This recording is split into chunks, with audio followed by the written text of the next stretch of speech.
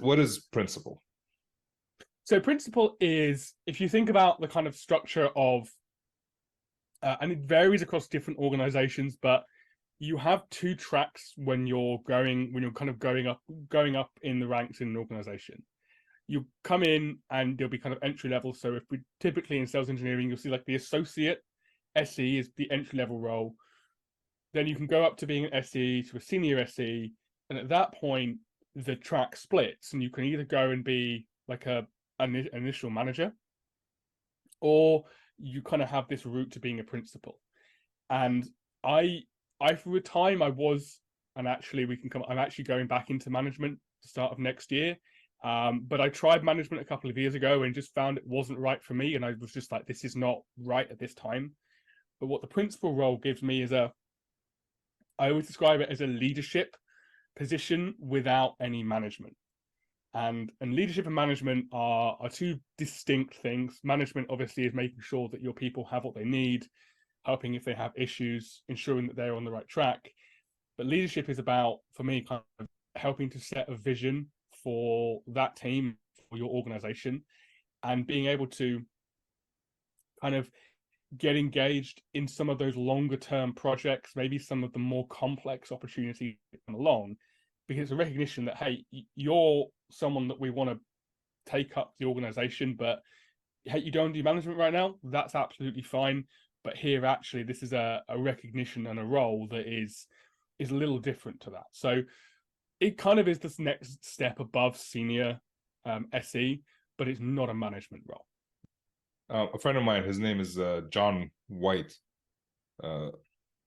He talks about the radius of impact, and like if someone has the same radius of impact as an SE manager, that's when like you can still have a radius of impact without the title of SE manager, and it sounds like you have the same radius of impact. Yeah, like that. So. All right. I don't know if you want to talk about this, but I'm going to ask it, and if you don't, let me know. Why was the manager role not right for you 2 years ago, but it will be right for you next year? So yeah, sure, happy to talk about it. So I think 2 years ago, so when you think that was, we were during COVID, during the pandemic. I'd actually just become a dad for the first time in that period as well. And it was like this whole thing was coming at me like a whirlwind. I'd only been in pre-sales and sales engineering for a couple of years at this point, and I kind of fell into that management role more by accident than by choice, in that there were different kind of people were coming and going out of the organization, and I ended up kind of landing in that role, finding myself now with a team that I had to manage. And it was less sort of an imposter syndrome, it's more of like a realization going, I need to put the brakes on this a little bit, because I don't even feel like I have the right level of confidence in how to go out and execute as an SE on my own, let alone be a model to other people. And it kind of, that thing I was saying about leadership and management, as I did a course in that, and I was going, this is definitely a route I want to get to, but right now I want to focus on what I need. And that needs, and so it's in some ways it was a bit of a selfish decision to say, well, look, I need to focus on me, I need to go and focus on my own development, and go away and do that. And that's what I did. The difference now, and the role that's coming up, is it's coming as a part of a bigger reorganization of how the team's going to operate. So it's being done in a more ordered, formalized way, rather than just sort of like overnight suddenly being, oh, by the way, you now have this title, you're now this person, and you now have this team. Right. Whereas I'm going through a transition period. I'm going to be taking on a team. They know that I'm taking that team on. I've met with them. I'm working with my director and my current manager to have worked through that transition, to get into that, to ensure that when I really take that on come next year, I'm going to be ready and I'm going to have the right support behind me.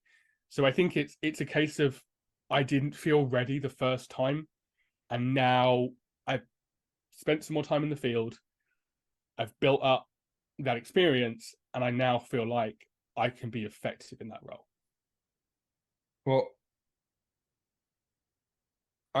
I feel, I don't know if this is true, but I feel that many people that were in your position wouldn't have come to that realization, or would have just went through it and slogged through it until they hated their career or their life or whatever.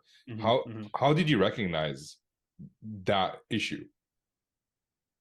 I wasn't getting satisfaction out of it. I wasn't finding it. I was feeling like I wasn't succeeding at what I needed to do.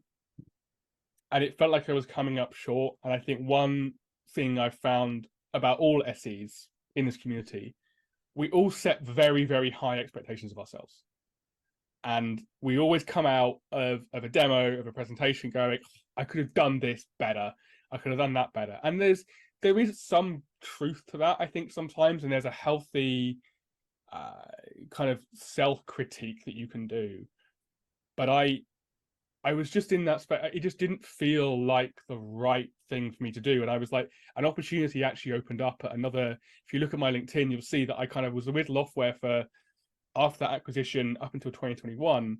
I actually left for about a year to go into a completely different organization, go and get some experience. And then I was very grateful to be given the opportunity to come back when this principal role came up. And it was kind of like going and, you could call it maybe a bit of a sabbatical, taking a bit of time away to just sort of reflect on what does it mean for me to be in this job, and what is it, coming back to when I was saying, right, I'd chosen to jump into pre-sales. I felt like I was falling out of love with it. Okay. And I felt like I wasn't able to kind of execute effectively. Okay. In my head, like the entire time you were talking, I felt like did you have conversations with your leadership at that time about like your frustrations or your I did, yeah. And I think honestly, I think it was just that there was a lot of change going on in the organization at that time anyway. There was a lot of disruption, right? And I'd kind of been pushing to get that position, and then I kind of got into it and thought, oh, hang on a minute, this isn't what I wanted, and now I have to find a route out. And I had some of those conversations, but I think it felt like I needed to just step away from what I was doing entirely. And I think going and you can, and again, I know people who have very effectively gone into that management role and gone, hang on a minute, it isn't for me, and then successfully been able to transition over into something else. Looking back, I wonder if that opportunity would have existed. Maybe it did, and I think, did I give the company a fair crack at why I should stay? Probably not. But I think whenever you get to a point where you're like, you have your mindset on, I'm going to go and do something else, you go and do that other thing, and you have to sort of find a way to bring yourself back to where you want to be. That makes so much sense. I mean, it was a tough position to be in. I know I've been in a similar position where I pushed to, early on in my career as a sales engineer, I pushed to go into sales. Yeah. And then I hated every second of it. And luckily enough, I had a good relationship with my manager, and they hadn't been able to find an SE to replace me. So I knew I could go back 6 months later. But yeah, like if they had replaced me at that time, that conversation would have been very different, right? Like I would have had to either move or stick with the sales gig, which God, I would have hated. I'm in sales now, and management makes such a big difference in terms of doing that.